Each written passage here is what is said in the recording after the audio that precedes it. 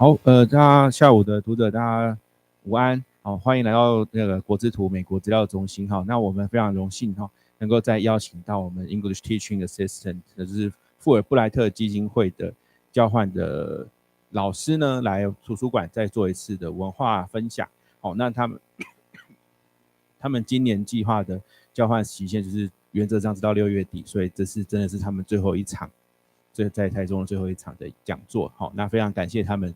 就是义务的来为我们提供文化讲座和 storytelling， 就是这些故事实践活动。好，那今天老师是 Samantha， 然后大家先掌声欢迎。好，那就不浪费大家时间，因为今天5点闭馆，所以我们会提早一点点结束。好，那就直接把麦克风交给 Samantha。Okay. All right. Hi, everyone. Thank you so much for coming today. My name is Samantha Spreckman. As I'm sure Miller has already said, I'm an English teaching assistant. I actually teach at Datong Elementary School, kind of nearby. Today I will be talking about all things Judaism. And what gives me a reason to talk about Judaism? It is that I am a Jewish American woman. So I am actually someone who is of the religion of Judaism, but I will say that I am not necessarily an expert on all things Judaism. If you have questions, I will try my absolute best to answer, but I do not study religion like in school. It's just my own religion, so I can do what I can. If you have questions, please feel free to raise your hand at any time, and I would be happy to answer. Okay, so I guess we will start. It's all things Judaism. So what is Judaism? Judaism is the religion of Jewish people. Judaism, being as old as it is, has had many subunits formed within it. There's Orthodox Judaism, Reform Judaism, and within Judaism, there are many different ways to practice. So being Jewish can mean different things for different people. So for me and for some, especially Jewish American people, Judaism is more of an ethnic background than it is a religion, actually. So it is actually often described as an ethno-religion. Same way you would say, I am Taiwanese, maybe I would say, I am Jewish. Even though you aren't asking for religion, it sort of is a cultural background for me. So Judaism can be religion and also culture in that sense. So we have some facts to start. I'm not sure how much we all may know about Judaism, but I'll cover some of the basics. It started in the Mediterranean. So we have some North African countries and we have some countries that are considered part of the Middle East. And the start of Judaism was around 4,000 years ago. It is really the oldest religion around, pretty much, as far as monotheism goes. The population of Jewish people is around 15 million. I think it is getting closer to 16 million at this point. So Jewish people live all over the world, but there are many Jewish people who live in North America, like myself, actually. I used to live in New Jersey down here.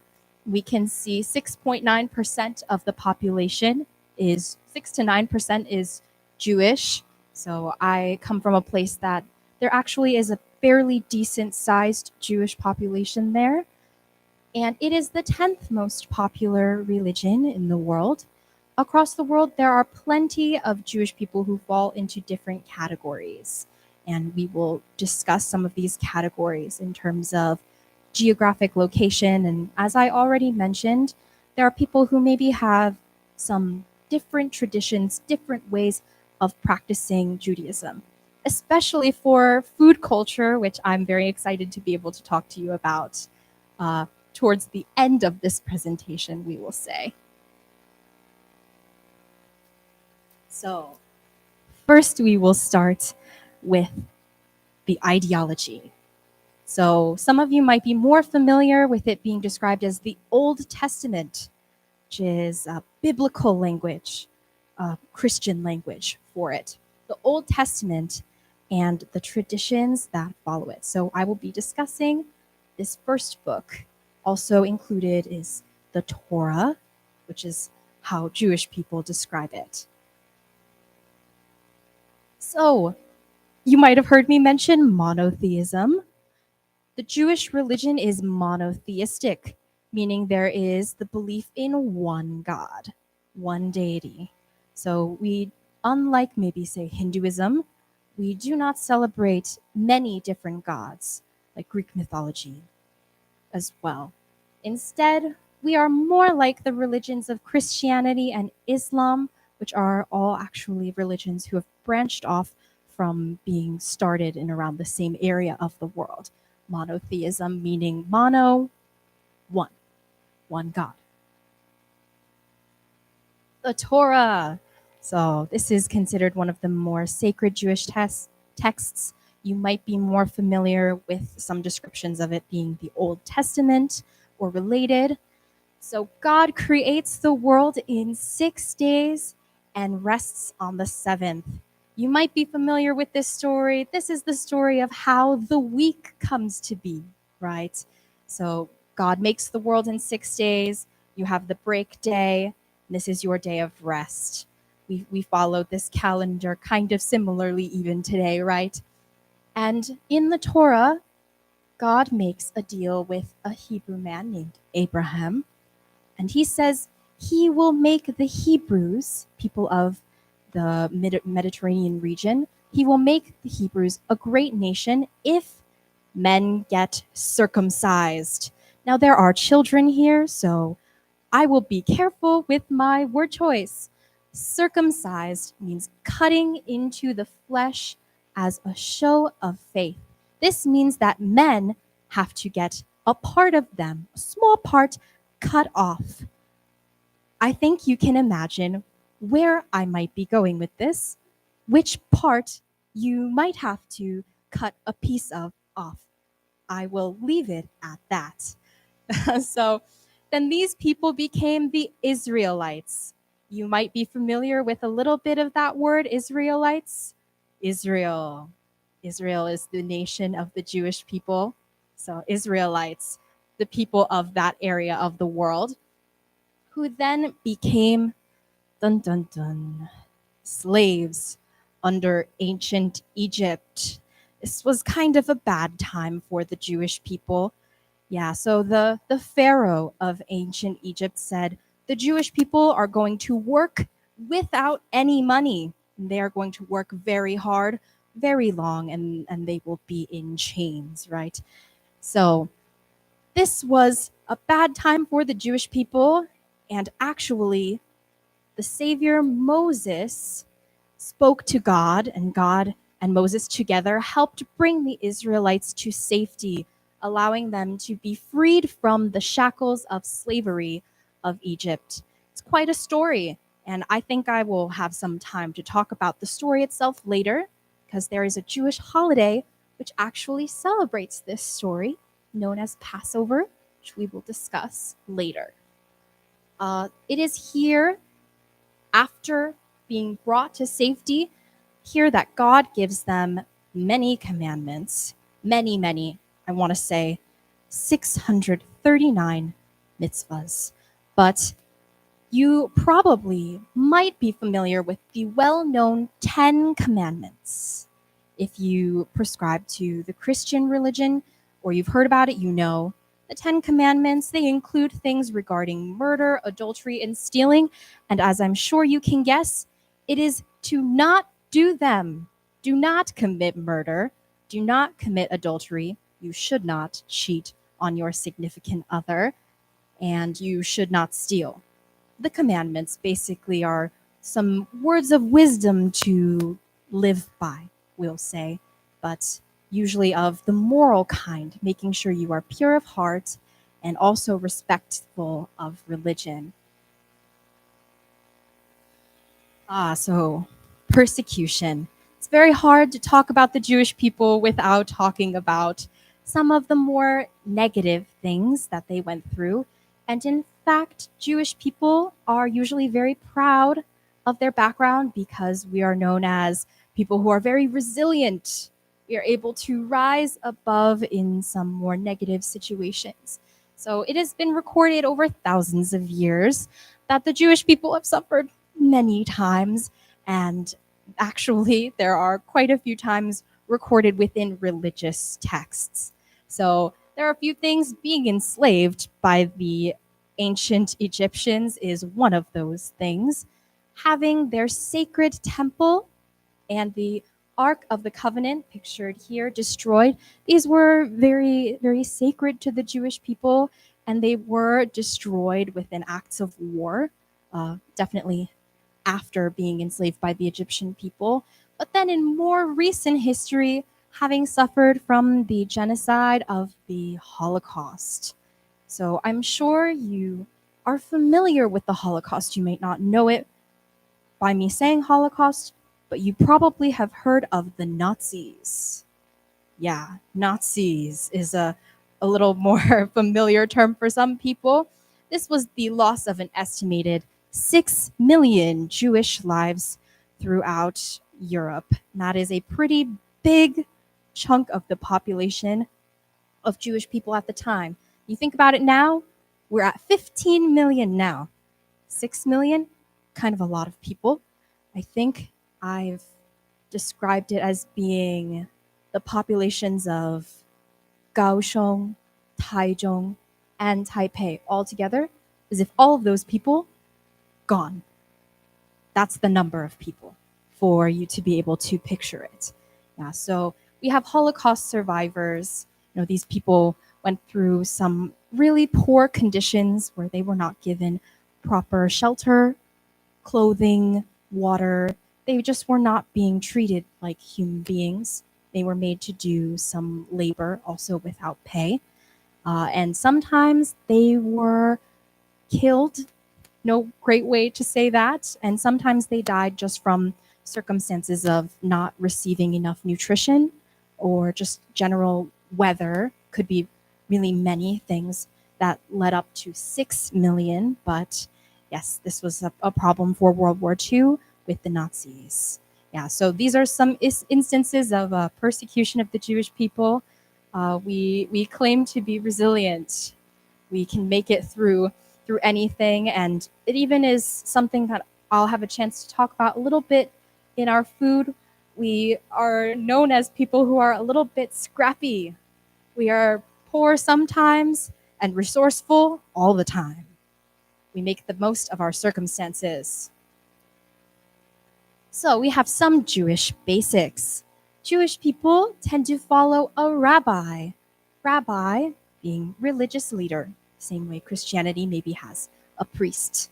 So we have a rabbi who is trained in Jewish law and scripture. And here we have a few different examples of what a rabbi can look like. And as you will see, might be shocking, we have some women at the bottom. It is not often that women are able to become rabbis. It is definitely a more modern, a new thing for women to be able to become rabbis. And there are some forms of Judaism who probably still would not allow a woman rabbi to be their religious leader. That group most likely being Orthodox, conservative Jewish people. But some of the more modern, reform Jewish people will accept a woman rabbi. Yeah, so actually in America, many of the Orthodox rabbis have this here. We see this hair because Jewish people, especially Jewish men, are told that they should not round the face. So they have hair that grows here so that the face looks more square. Yeah, I don't really know exactly why. Yes, and I'm sure you can tell women do not follow this same thing. They do not have sideburns growing here, but you know, times are changing. and we try to make some new traditions, we will say. Also, Jewish people's house of worship is known as a synagogue, and also sometimes called a temple. So we see the inside of a synagogue over there. Obviously, I picked a really beautiful synagogue. They do not all look this pretty, I will tell you now, but we have some beautiful architecture in there. And this is a synagogue from the outside. You will tend to see the architecture for synagogue incorporates many triangular shapes, and also, generally speaking, for more traditional architecture, you will see dome shapes. Definitely dome. Not all of them, but definitely ones that were built in older times will tend to have the dome. I can't exactly tell you why. I am not an expert in architecture, but that is the case. Yes, so synagogue is where Jewish people will come. Oh, yeah. Dome D-O-M-E 是圆顶的意思。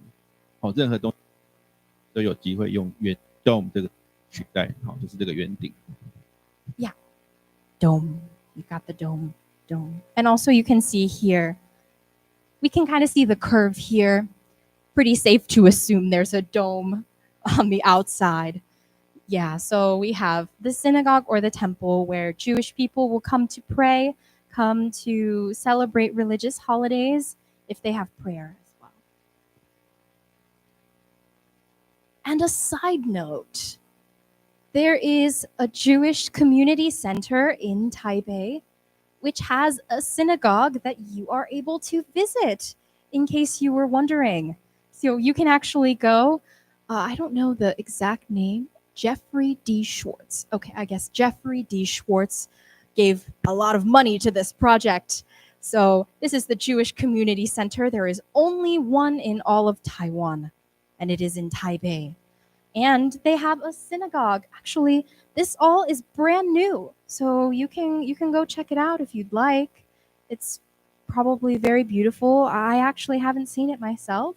You would be going there before me, and I'm Jewish, and I assume you're not. But that's probably an interesting thing to do if you have nothing to do in Taipei. So actually, I will talk about this center a little bit more when we talk about food, because I won't give away the surprise, but they have food. So there aren't that many options for Jewish eating in Taichung, but there is one in Taipei now, at least. Yeah, so some pretty new stuff for you to be able to see actually right here at home in Taiwan. Some more Jewish basics. While worshiping or celebrating holidays, many men wear, so there's two names for it. You can call it a kippah, or you can call it a yarmulke. And it is this cap here. You wear it on the top of your head as a sign of respect to God. There are some men who will wear this all the time. So not just during holidays, not just during worship. Some people will wear it all the time. These are people who are usually very religious Jewish people, conservative, Orthodox, Hasidic. There are other people who, like my family, the men will wear it during worship or during a holiday, if you are celebrating a religious holiday. Maybe for some people, it just depends. But usually a Jewish man will wear it at least once in their life. Some more basics, and this will be the last of the basics, I believe. As part of the religion, there are many holidays to celebrate, and I think it's worth noting that they're celebrated based on a lunar calendar, much like some of Taiwan's holidays. Lunar calendar, so it is not the same day every time. Christmas is always December 25th, but the Jewish holidays, not quite. The day is going to change every single year, so you have to look up which day the holidays are going to be so you don't forget. So there is a Jewish calendar. We have our own lunar calendar. So we have some of the holidays here. I will go through a few of them that I think are quite notable later. But we have Hanukkah, Purim, Pesach, Sukkot, Shavuot, Simchat Torah, and Rosh Hashanah. So I will go over some of those that I think are really worth talking about. Some of them are maybe just more religious and less about traditions and fun things, so I might skip a few of them. So some more aspects of religion. I know a lot of text here, wall of text. So Jewish people are supposed to make their own personal relationship with God. So this means that Jewish people have a tendency to have different ways of celebrating their religion. And this can be in different denominations, or it can be just on an individual basis. Maybe I would celebrate God and go through with my religion in a different way than she would, than he would. Even if we are both Jewish, it looks different for different people. In Judaism, the concept of an afterlife is not explicit, meaning in Jewish text, there is nothing written down solidly about the afterlife. Nothing saying, oh, if you're a good person, you're going to heaven. Nothing like that. If you're a bad person, you're going down there. Nothing like that. So the concept is not explicit, but there is an idea of an eternal soul, a part of you that lives on after dying. So we don't know where you go after you die, but the idea is that there is a piece of you that lives on. And Jewish people live according to the commandments and emphasize charity, to be charitable, to be grateful, and to give. So as they only have rules for how to live on earth and not rules for how to achieve heaven when they die. So this means be a good person while you are alive, and let's hope there's something good after we die. So you better be good in this life, but you don't necessarily know if it will reward you later.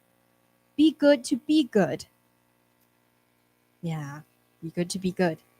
Not because you want to go to heaven, maybe. So Jewish people also, this is based on the afterlife, Jewish people do not typically cremate. And what is cremate? It is to burn the body. After death, some people will burn the body, make it into ashes, maybe put it in a jar in your home. Oh, hi, Grandma, right? You know, cremate, some people. Yeah, so Jewish people do not cremate, and they do not disfigure their bodies. So no cutting body parts, no taking away your organs in death, certainly not mummy style. Actually, there are some rules in Judaism where they say you should not get tattoos. Disfigurement of the body is not encouraged. Yeah, so there are some Jewish cemeteries where you cannot have your body there if you have tattoos on your body. It's seen as disfigurement.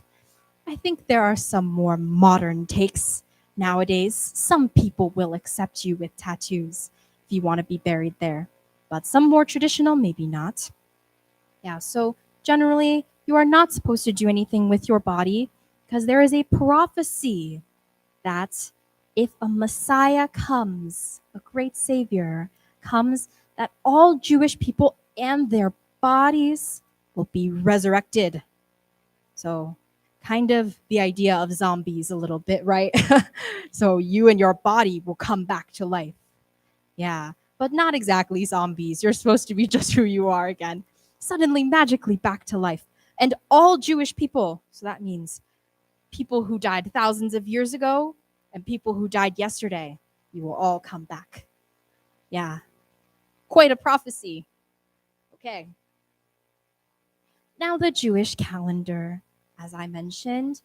So we have some holidays. These are the holidays I will go over. We have Rosh Hashanah, which is the New Year.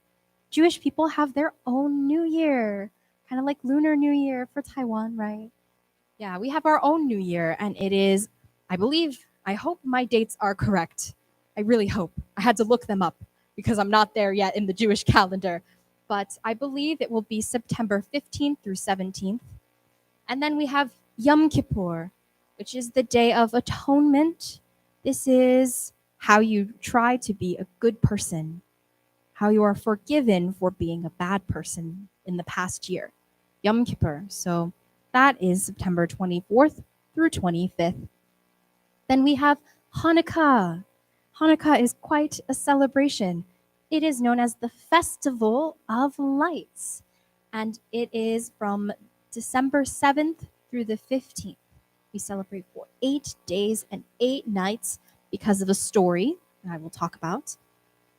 Purim, we call it affectionately Jewish Halloween because you wear costumes just like Halloween and you eat sweet things just like Halloween. So we have our own Halloween. So Jewish Halloween is Purim. And then the last one I will talk about is Passover, which is the story of Jewish exodus from Egypt. As I mentioned briefly, this is about how the Jewish people were slaves and how they escaped slavery during ancient Egypt. So these are some of the holidays we'll talk about. First, we have Rosh Hashanah, Jewish New Year, and we'll take a look at some of the traditions. So for the New Year, we eat apples, honey, and pomegranate. You see here, we have the apples, the honey, the pomegranate, and bread. This is a special Jewish bread called challah bread. Yeah, and we will eat these because we want our year to be sweet. We want a sweet year, a good year. So you have to eat sweet things so that your year is sweet. So that means no nuts, no vinegar, and no horseradish. Nothing you can feel in your nose after eating it. Definitely not. Because we don't want a bitter year. That means you will have a bad year. Bitter? Ooh, no. You want your year to be sweet, so we eat sweet things. And I put this here because this is a phrase that we say to each other. You know how people in America, at least, they say, "Oh, Happy New Year!" You know, you wish someone a Happy New Year. You're going to say it to them. So Jewish people will say to each other, they'll say, "Lashana Tova, Lashana Tova." If you want to say it, Lashana Tova. Yeah, so Jewish people will say that. It just means Happy New Year. Yeah, Happy New Year. Same idea. And then we have Yom Kippur, the Day of Atonement. So seeking forgiveness for the year's wrongdoings. Maybe you did something bad. I don't know what. Maybe you did something you weren't supposed to this year. So you have some time to make up for it for Yom Kippur. You fast for the day. So that means no food or drinks from sundown the first day to sundown the second day. This is about making up for the wrong things you did in the past year, which means you are not supposed to have a good time. And so they'll say, no food or water for you. Have a bad time for one day. So you can think about the things that you did wrong. Maybe a sort of a punishment, a little bit for one day for some of the bad things you might have done. And then we have prayers and meditation throughout the whole day. So that means that you have to pray even though you didn't eat breakfast. You have to pray even though you didn't eat lunch. And pray even though you didn't eat dinner. And it goes on for many hours. To break the fast. Hooray! When it's done the next day at sundown in the evening, we traditionally eat bagels with cheese, with salmon, the fish, and different vegetables. You'll see here some onion, tomato, cucumber. Yeah, so this is a really good thing for the Jewish people. Actually, this food is traditionally breakfast food, but we eat it at night on Yom Kippur because we broke the fast. Breakfast, break fast. So we eat it even though it's dinner time. Yeah, so, really good. If you have a chance to eat it, I highly recommend. I know I'm Jewish, so maybe a little bit biased to say that you should try it, but I think you should try it. Does the break the fast has anything to do with the English word breakfast? Yes, exactly. Yeah, break the fast, breakfast. We call breakfast because it's you breaking your fast. You were sleeping, so you weren't eating or drinking all night. So when you wake up in the morning and you finally have something to eat after 8 hours of sleep, it's breaking the fast. Breakfast, break fast. Yeah, so that is where the word comes from. Very true. And then we have Hanukkah, every Jewish child's favorite holiday, Hanukkah. This is the festival of lights. It is a time to celebrate with your family, and it is a very fun event. So over here, we have this thing. This is called the menorah. It has 1, 2, 3, 4, 5, 6, 7, 8, 9 places for candles. So Hanukkah takes place over 8 days. So that's why there's 4 on this side and 4 on this side, 1 in the middle. So actually, for each night of Hanukkah, you will light 1 more candle. So let's say this is actually an example of a fully lit menorah. So this is the very last day of Hanukkah. On the first day, you would only have 2 candles lit. Second day, you would have 1, 2, 3 candles lit, and so on and so on. Each night, you light an additional candle. Yeah, for the 8 days of Hanukkah. And we also eat jelly donuts. You see here, yeah, jelly donuts. And we eat potato latkes. We call them latkes. You can also call them potato pancakes. Yeah, because it really the same idea, just potatoes in a pancake form, maybe with some flour. Yeah, potato pancake. And so these are oil-fried food. This is in honor of the story of 8 days of oil for Jewish lamps. So the story of Hanukkah is special because there's this whole story about how the Jewish people, they had only a little bit of oil left for their lamps, and then it would be no more light at night. This would be very bad, right? So the story is that magically, the little bit of oil managed to last for 8 days and 8 nights. And that's why we eat oil-fried food, because we are thankful for the story of once upon a time that God helped us to have oil for many days and nights so that we could have light. So the festival of light, why we light candles, and we eat oil-fried foods. And what every child looks forward to the most is this game here. We have dreidel. So dreidels are 4-sided tops. And you will spin the dreidel to try to win gelt. We call it gelt. And Hanukkah gelt is just golden chocolate coins. Basically, you are just playing spin the top to win chocolates, just to win candy, right? But actually, it's gambling. Yeah, so your children are learning to gamble from a young age, learning to play poker, I don't know. Yeah, seems a little strange, but yeah, you have 4 sides, and one side means you get to take a coin. One side means you get to put back a coin. One other side means you take all of the coins, and another side means you get nothing. So you get to play until all of the chocolate pieces are gone. And that is what children look forward to. And also for Hanukkah, it's become more of a thing that children are also given presents during Hanukkah, especially since it takes place in December. That means it comes around Christmas time. So usually Jewish people are looking for ways to kind of give their children presents so they don't feel left out when they get none for Christmas time, because Jewish people do not celebrate Christmas. So you get presents during Hanukkah. The children don't worry. Yeah. Usually you brag to your friends. Actually, I get 8 presents. I get 8 because there are 8 nights of Hanukkah. So you can tell your friends. I get 8 presents. Maybe you only got 1. So, yeah, some fun things for Hanukkah. Yeah, and actually, yeah, I figured this wouldn't work, actually.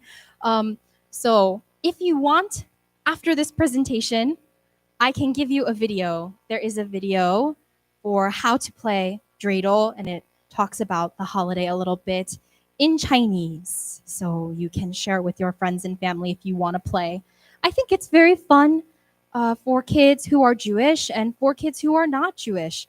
As you know, I'm an English teaching assistant at Datong Elementary School, and I actually played it with my students in class. And trust me, they have a lot of fun playing it, even though they are not Jewish. They want to win candy, and they want to have dreidels. Yeah, so if you want, I have a video for you that you can have later. And then we have Purim. This is a holiday that's similar to Halloween, which we talked about. People, and especially the children, will dress up in costumes. And this is to recall a Jewish story where a woman hid her identity. So the Jewish people will wear costumes on this day as a way to hide their own identity by dressing up as someone else or something else. And these here, these are called Hamantaschen. Kind of a hard word to say, Hamantaschen. Yeah. And they are jelly and sometimes less traditional flavor filled, but usually traditionally filled with jelly.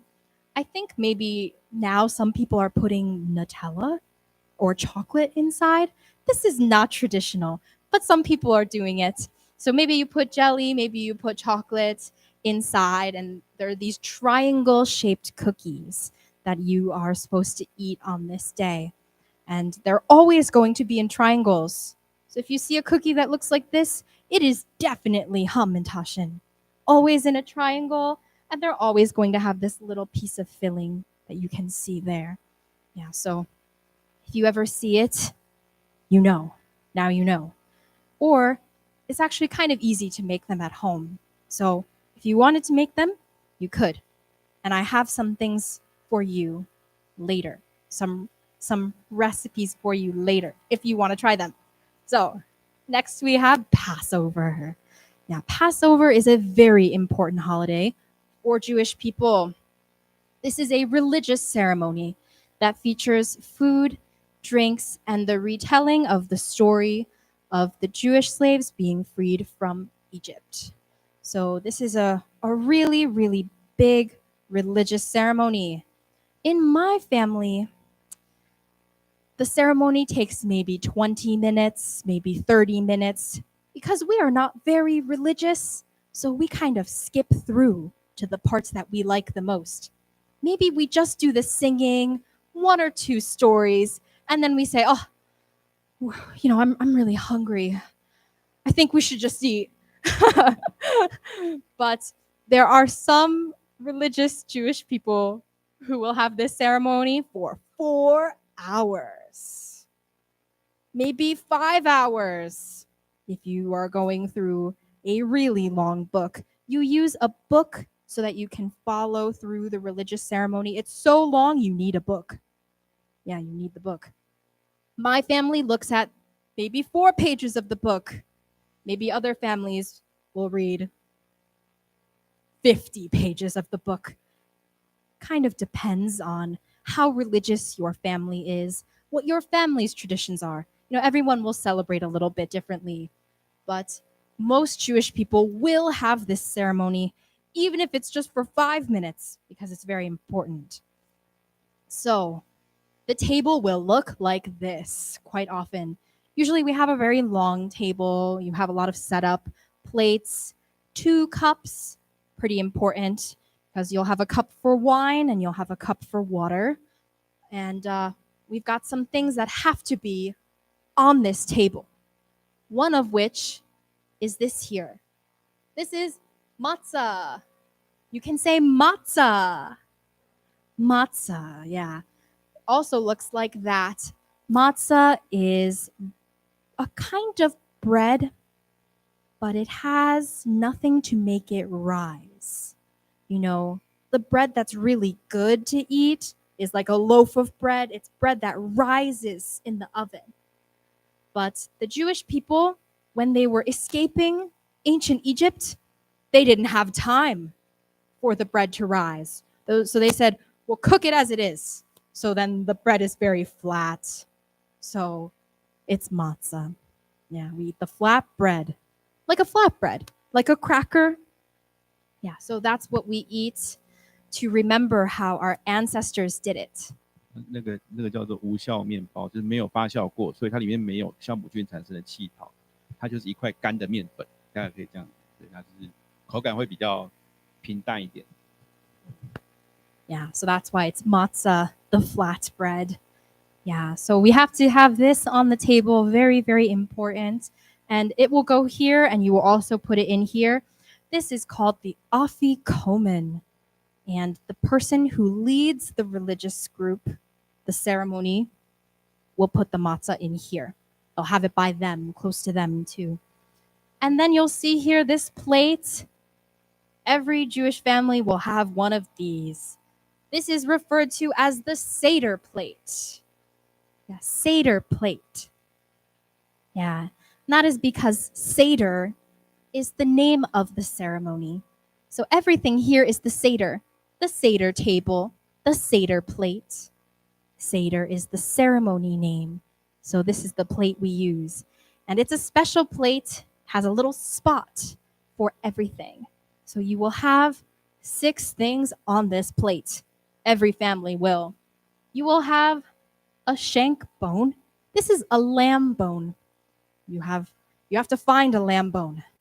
I don't know how you're going to do it, but you have to have one. Very important. So you have to have a lamb bone right there. And then you have an egg, roasted egg. And then you have maror, we call bitter herbs. Maror is the Hebrew name for bitter herbs. This can be different for different people. There are many different bitter herbs. So you can eat horseradish, for example, like eating wasabi, something you feel in your nose, something you're like, oh my gosh, oh, I wish I hadn't eaten that, something like that. Yeah. Parsley, karpas, something leafy like lettuce, or in this case, parsley also will work. Yeah, and then we have this blend of apples, nuts, spices, and wine is always called charoset. Yeah, you can say charoset. Jewish people have to make the ch sound. Yeah, so charoset. Yeah, sometimes even I can't do it. Yeah, charoset. So it's apples, nuts, spices, and wine. This is the favorite thing to eat. You're so happy to be eating this one. You're like, oh, I just had the spiciest thing, so I'm really happy to have the sweet thing now. Yeah, oh yeah, lettuce too. The lettuce or the parsley. Yeah, so we have some things that have to be on that plate every single time. Yeah, some little variations. Maybe it doesn't have to be apples. Usually it is, but maybe you can put a different fruit on. It just has to be sweet. Something else has to be bitter. I think you understand the idea. Yeah. And then the last thing all the way down there is the book. I included a picture of the book just because. That's the book that people will follow, the Haggadah. Yeah, so we will have to open up that book and you will have to read through it with your whole family. The whole family will be at the table and you will all be reading it. Maybe the person leading will be like, okay, Samantha, now you read this passage. And you're like, oh, okay, my turn. And it's like, okay, now you read this passage next. And you're like, oh, okay, my turn. Yeah, and it goes the whole way through. Some people will finish the book, the whole book. And my family will read 4 pages of the book and say we are too hungry. So that's us. Passover. Okay. Oh, another thing. So we're going to move on from holidays now. This is something I just would like to share because we're going to talk about some differences in Jewish people. Judaism, we can refer to it as a culture, a civilization, a people, but not a race. The difference. So, the difference is that there are Jewish people all over the world. You will find Jewish people who live in India, and you will find Jewish people who live in Africa, and you will find Jewish people who live in Europe and North America. So you will find Jewish people who are white, Jewish people who are black, Jewish people who are Asian. You will find Jewish people who are from many different races. So you cannot really say that Judaism is a race. Not exactly, because you will find people of many different races are Jewish.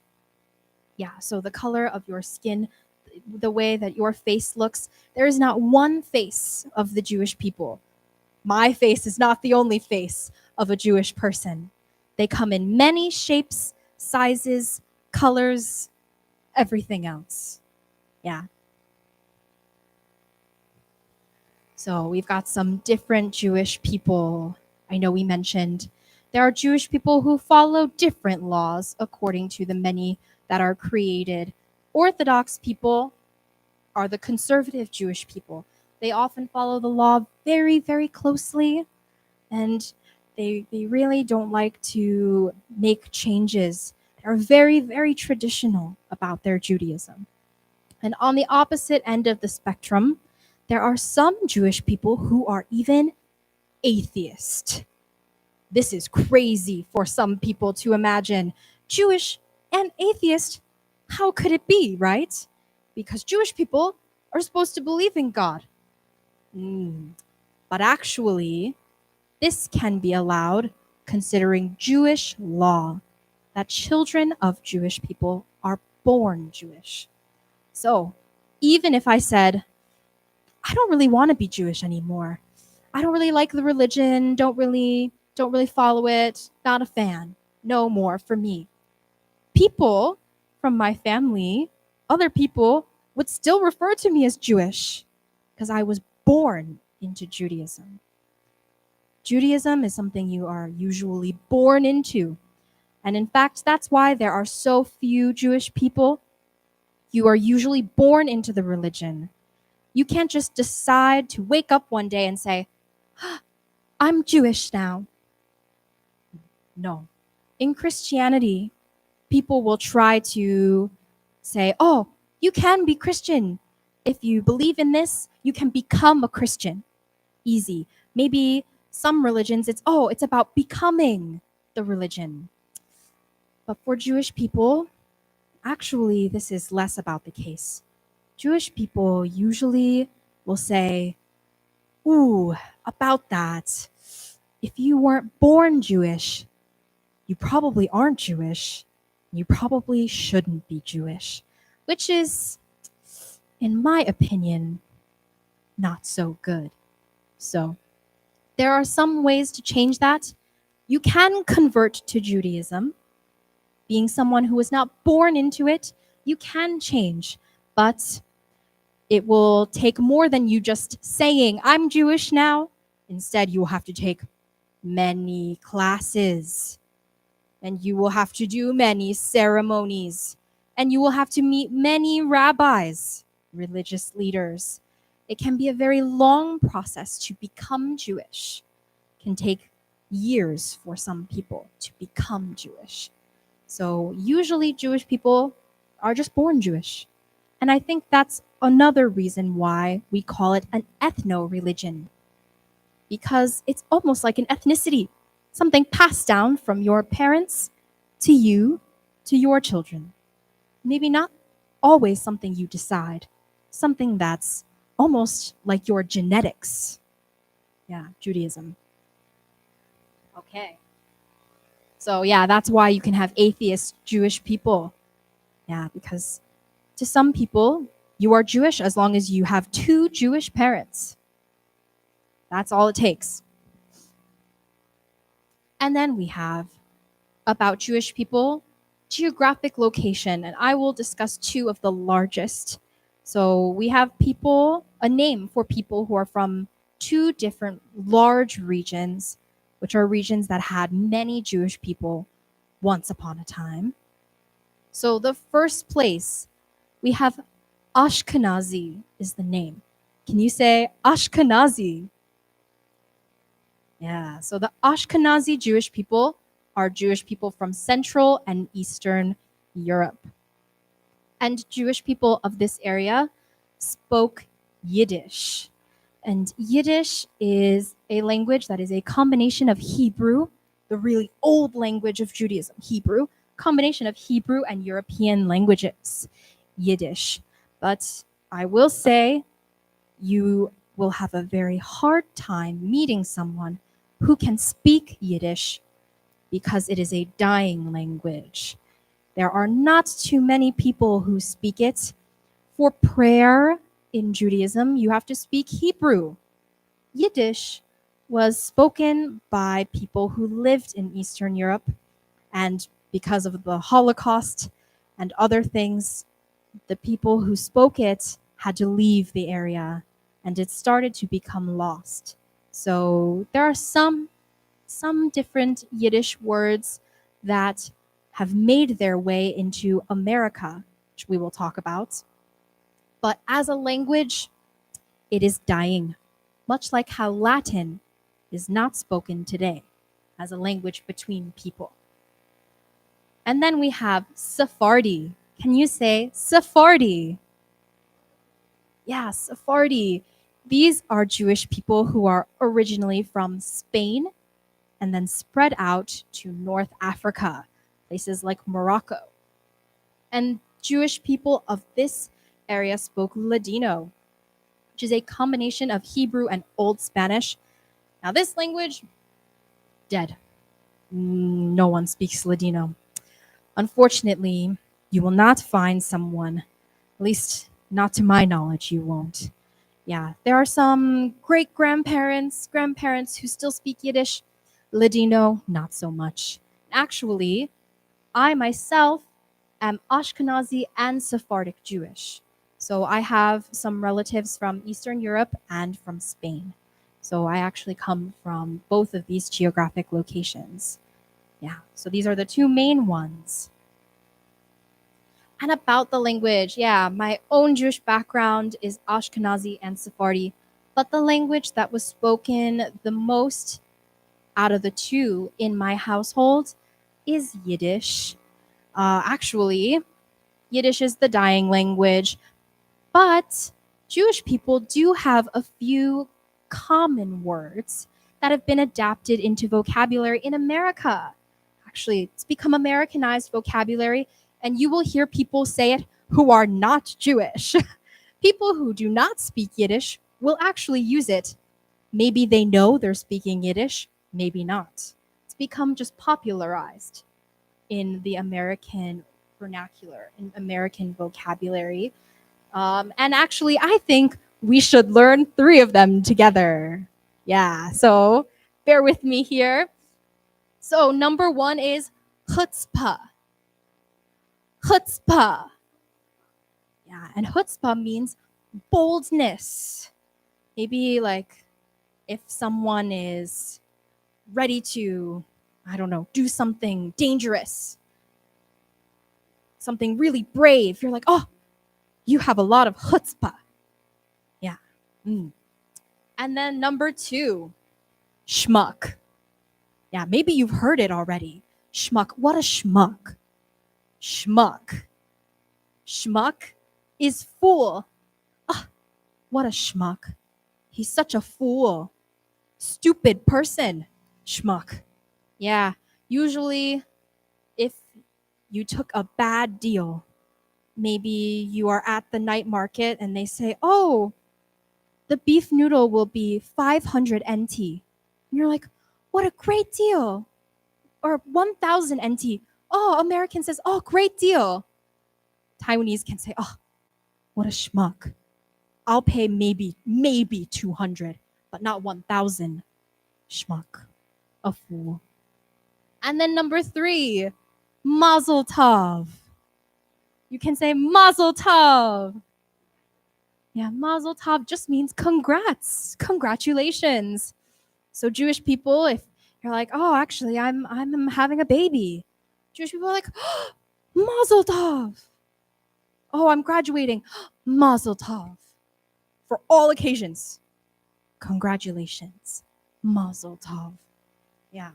So now you know 3 Yiddish words. You know a dying language now. I think that's pretty cool.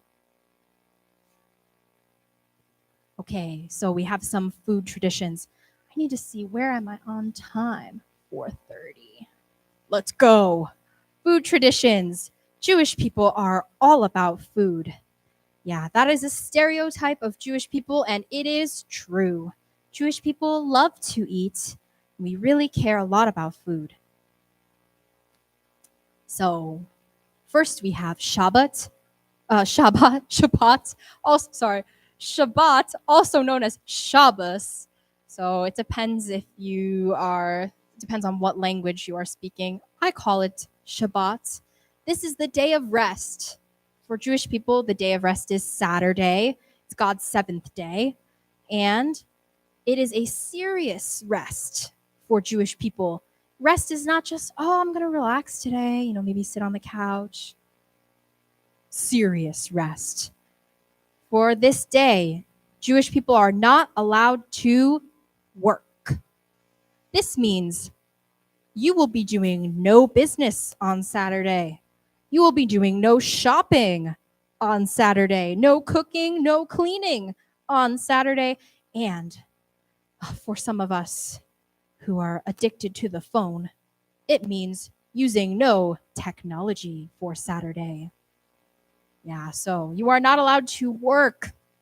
And because of this tradition, Jewish people have found ways around working because it seems like it would be really difficult. You can't cook anything on Saturday? Then what do you eat? Right? Seems like it doesn't make any sense. But actually, Jewish people have found ways around it. Instead, we use things like overnight pots and stews. Maybe you have Instant Pot, crock pot, something where you can put all the ingredients together, you turn on the button, and you just let it sit, cook overnight. So for Shabbat, a lot of Jewish people have stew, something that you can cook at low heat, very slowly over a long period of time. So that's one way around working. And using technology. So this can look different for different people. Orthodox people, conservative people, people who are very, very traditional, they say using technology means you cannot use electricity. And this means that most Jewish people who are Orthodox, they will turn on the electricity right before, and then you have to leave it on. You can't touch the lights now that you've touched them. And Shabbat started. So you turn on the lights and you leave them on. But it seems weird to go to sleep with the lights on, right? I mean, usually we turn the lights off when we go to sleep. So that we don't have to touch the electricity, turn off or on the electricity, some conservative Jewish people have the Shabbos lamp. The GIF isn't moving anymore, but I think you saw before.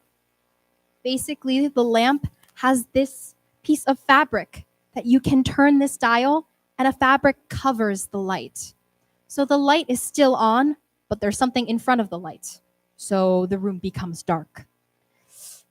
Seems very extra. A lot of extra work has to go into it. It is really, for Samantha, to not do work seems like more work. So actually, I do not really do it. And you will meet some Jewish people who also do not really do it. maybe this is more for people who are very, very traditional, people who are very, very religious will do this kind of thing. But I think it is worth mentioning because still part of the religion. And eating kosher. Now, do you know what kosher means? Maybe not. We'll talk about kosher. So kosher is Jewish dietary law. So there are foods that Jewish people can eat and foods that Jewish people cannot eat. So you cannot eat pork, shellfish, like shrimp or scallop, shark, turtle, rabbit. Yeah, some foods that you cannot eat. Now, I am a little less good about eating kosher. I do still eat pork. Yeah, you will find Jewish people who do this, and you will find Jewish people who do not do this. But if you are Jewish, you are technically supposed to do it. And you can eat many other things. Any fruits, vegetables, nuts, grains, chicken and beef, lamb, dairy products, all fine. But there is two things to note.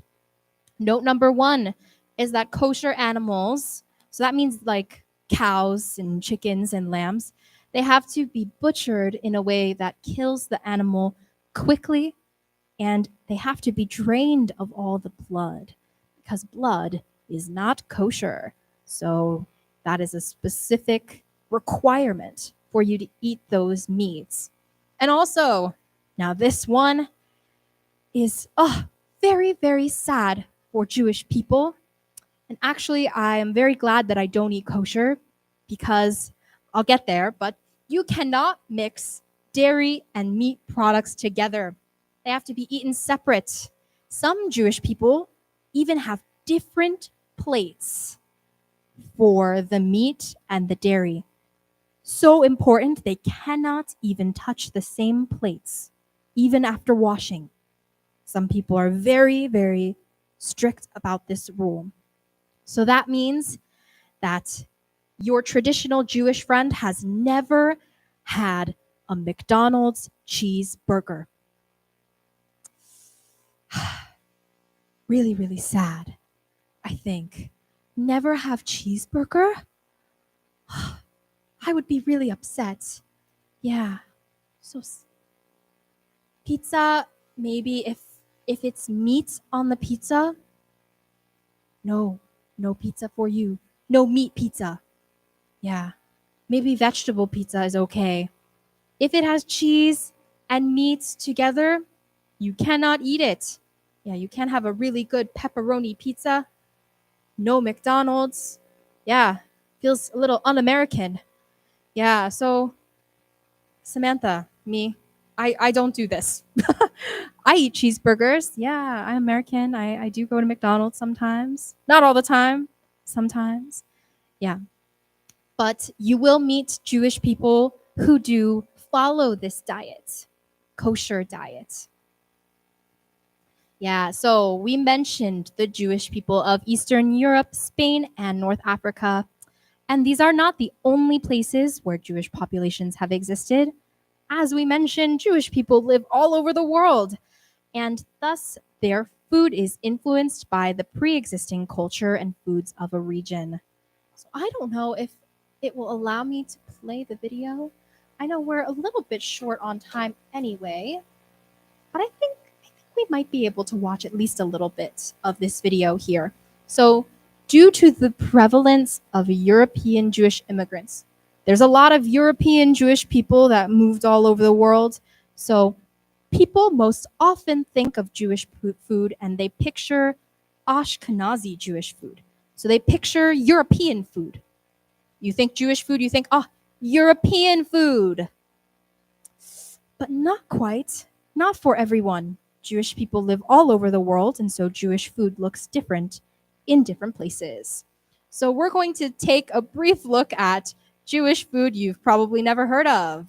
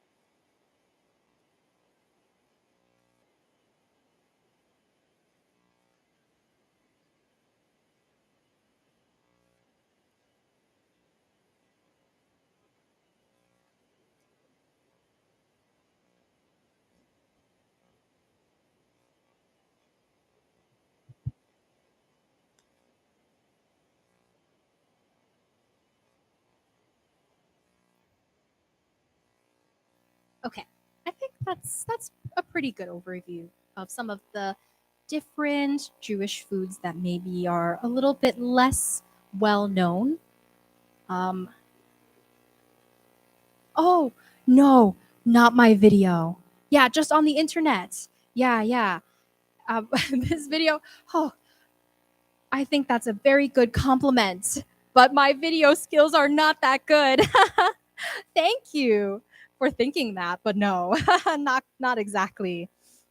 Yeah, so just a last couple of things I want to say. So I told you I would mention it. So for those of you who might be interested in trying Jewish food at the Community Center of Taiwan, there is something that recently opened, like really recently, called the Kosher Culinary Lab. So you can enjoy authentic kosher Israeli Jewish cuisine there. So you do need a reservation. Putting that out there. Make a reservation. Yeah, so I included the website. I don't really think we have time to look at the menu. I was going to have us look at the menu, get hungry, but maybe no time for that. If there is, I'll go back to it. We'll see. Yeah, and another thing for those of you who would rather make it yourself at home, you can take a picture if you want. Obviously, I put some links in here. You can look up the recipe yourself instead. I think that these Jewish foods are recipes that I think use food that is more accessible in Taiwan. So there are some Jewish recipes that I don't think the ingredients are in Taiwan. So maybe too hard to make, but these you can definitely make. I'm almost 100% sure. Potato latkes, you need potatoes and flour. You've got that. Yeah, stuffed cabbage rolls. You need cabbage. You need ground meat, like maybe ground beef. You need rice. You have that. Challah bread, bread making stuff. You have it. Brisket is a cut of beef with some more spices, seasoning. You would need tomatoes to make this. You have tomatoes. So these are things you can definitely make. So if you want to make these at home, be my guest. I don't know if you're a good home cook or not. If you are a chef, good at cooking, you can try it yourself. If you are not good at cooking and you want to try, you can go to the Jewish Community Center in Taipei and go to the Kosher Culinary Lab instead. Oh, actually, we're not going to do that. So we're not going to do that. Not enough time, I think. I think that's the last thing. So maybe I'll take a minute to go through I think we only have another 2 minutes. Oh, I'll go back and see. Can we open the link to the Kosher Culinary Lab? I think this is more relevant to you. You can go to this. So I feel like we'll take a look really quick, just as the ending here. I wanted to see the menu. Where's the menu? Kosher Culinary Lab. Oh, there we go. Menu. So we've got some roasted vegetables, roasted eggplant, ceviche grouper on beetroot carpaccio, balik salmon. These are some pretty fancy things. Yeah, this is the restaurant at the Jewish Center. Yeah, Jewish Community Center in Taipei. Yeah, you can go to the restaurant and you can choose what to eat. The menu is very big. Yeah, we're still going. We have more vegetables.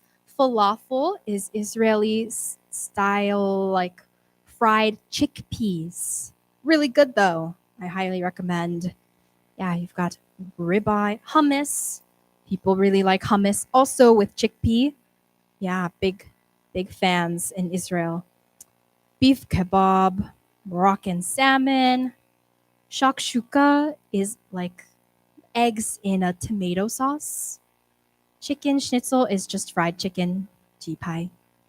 Whole seasoned fish with roasted vegetables. Jerusalem style pizza. Yeah, I'm not sure if there's cheese on this. I think maybe not. Yeah, no. Well, there can be cheese only if there is no meat. Yeah. Tajin. Yeah, all of the stuff here, kosher. You will be eating kosher if you eat here. They follow kosher law. This is really traditional. Special pre-order beef Wellington. This is not Jewish. I think this is just special. Okay, so the American Jewish kosher deli is actually more my style. This is the kind of food that I grew up with. So we have matzah ball soup. So you remember matzah? It's the flat bread. They crush it up and make balls. It's almost a little bit like tangyuan. A little bit. Yeah. And latkes, potato pancake. Fish. Don't try this fish. It's not good. You won't like it. Homemade lox with bagel. That's just salmon on the bagel. Highly recommend. Then we have, chicken salad. Pastrami or corned beef on rye bread. This is really popular. Corned beef popular. Yeah, this stuff pretty standard. And then you've got some vegetarian stuff if any of you are vegetarian and would still like to give it a try. Yeah, and I think that's pretty much it. If you want any of my resources, you can feel free to let me know. You can take pictures. I can pull it up. And yeah, I know we don't have any time left. So I will say goodbye to you now and thank you very much for listening to me talk for 1.5 hours. Thank you.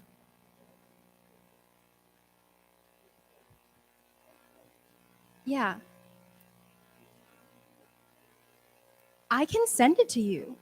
Yeah, I can make sure. Want to look, right? Yeah. OK， 那个老师会给我今天他 share 的 PowerPoint，那我再分享在我们官网上面的那个活动公告，我会把它延长1个礼拜，然后大家可以到那个公告下面去下载。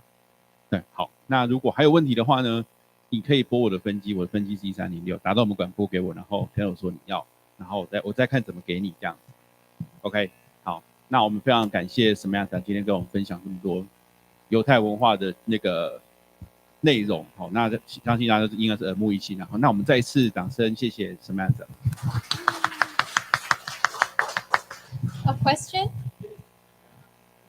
Of course. I like your sharing very much. Well, thank you. The PowerPoint, excellent. But I would like to give you some suggestion. Could you introduce a song, a music? That's when we hear it, we will find, it's Jewish music. Could you? I can, if you want, I can put on something right now.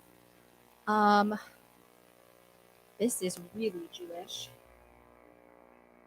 So Jewish people come from all over. So there is not one music, but this is a very popular song at Jewish weddings and celebrations.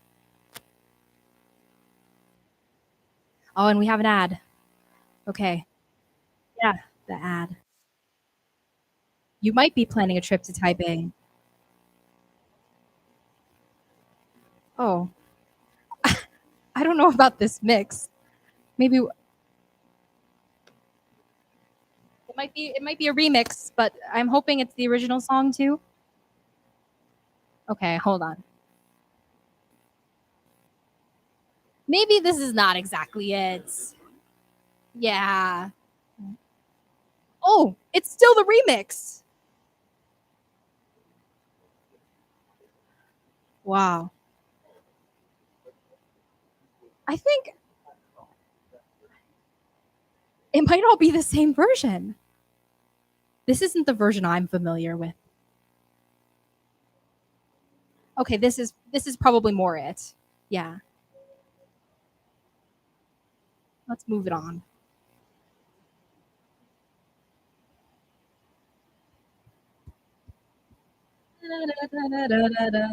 Yeah, yeah. They say Hava Nagila Hava Nagila. It has a, I would say, Middle Eastern influence in the music here. Hebrew folk song. Okay. Oh, we can. Okay, we can keep the song on. Yeah. Any other questions? So far this is it because the library's closing. So if nothing else, we can leave this on as you exit. OK Samantha 到6月Samantha 到6月底，如果大家还有更深入的问题的话，可以跟我说，然后我再跟 Samantha 问。OK， 我们有加 Line。OK， 好，那台中，对，大同过，Yeah。OK， 好，那就是感谢今天的光临。那如果还有问题的话，就是注意一下，我们闭馆时间是5点，今天是礼拜天哈。那就是谢谢大家今天的光临。好，下次有机会我们会再安排更多的讲座。谢谢大家。Thank you again for coming.